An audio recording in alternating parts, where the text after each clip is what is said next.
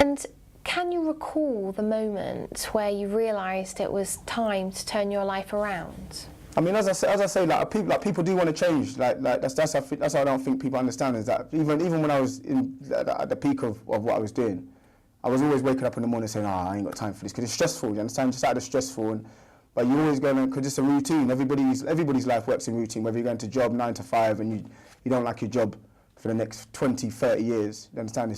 You're in that because it's your routine, do you understand? So it's the same as a criminal. The criminal's in his own routine, you understand? So he's waking up. So they might want to stop for I don't know, he might be a career criminal doing crime for 30 years, and every day of that, or I don't know, 20 years of that, he might have wanted to stop.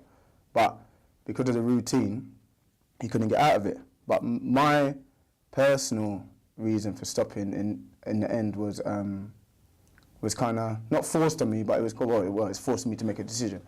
Is when I got custody of my son, I had to go to court and stuff like that. So obviously, I had to work with social workers, and the police had to be involved because of my background. And then it was just a case of me having to show that I've changed my ways and whatnot. Do you understand? So it's just like I couldn't really go to sit down with social workers, because I did want to get my son. If they had any inkling or I got any more trouble or whatever, then that wouldn't be able to happen. He would end up in a home, and do you understand? So that was what kind of pushed me into being a good boy. And how has your experience shaped you as a father? I was always, I wouldn't say I was always a good father, because obviously I went to prison, but I've always, when I've been out here, I've been the best father I can. And it hasn't really changed me, because it's changed me as in my positivity towards him, and the way he can look at me and see what I've achieved. And obviously I got him, and he was part of the film as well. So it gives him a different outlook of life, and how he can be productive with his life. Do you understand? So, which I think is a main thing, because if he grows up and sees me doing certain things, if any kid grows up and sees a kid their dad going in and out of jail or involved in certain things, then it's obviously gonna affect him when he gets older. So hopefully, the changes I've made will affect him in a positive way. And tell me about your tattoos. Oh, my tattoos. Yeah, because I never had these tattoos in the film. I had one. And obviously I got my back done as well, but I got these. I started this as we finished filming. I think the last couple of scenes. Well, I still done a couple of scenes with these tattoos actually. And I think Ben nearly had a heart attack. I came onto set, and I had the plastic around my arm, and he's like, "What's that?" I said, "Oh no, I went and got a tattoo I started my sleeve," and he goes, "No." I said, "Yeah, but I haven't got no more because all the rest of my things were with jackets on or whatever. I've done my vest scene already." So he was like, yeah, no, that's cool.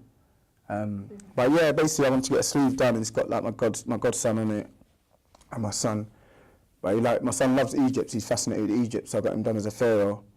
My godson done as a pharaoh, and the rest of it is just like someone watching over him, and I have a godson, and a couple of dates and stuff like that.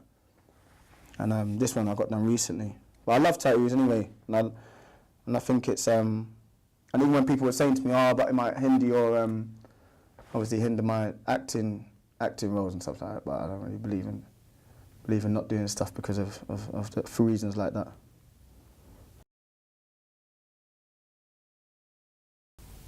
You've been invited to several schools to talk to young people about avoiding drugs and violence. How do you get that positive message across?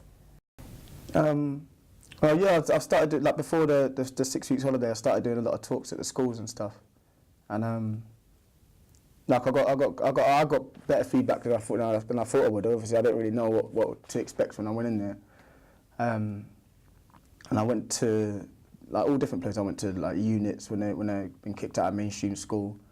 They're a bit different to come across to, because I think they've heard a lot of stuff told to them already and whatever, so it sounds a bit kind of repetitive. But even from them I had a good feedback, and it's because basically even when I go in there, I don't really go in there to patronise them or anything like that. And like I do state to them that whether they carry on doing crime or they get into crime, it doesn't affect me in any way. Do you understand? If they want to do crime, that's up to them. But I just basically break down what's going to happen to them and what the effects, what they're going to have to do. Basically all the bad stuff, because obviously the good stuff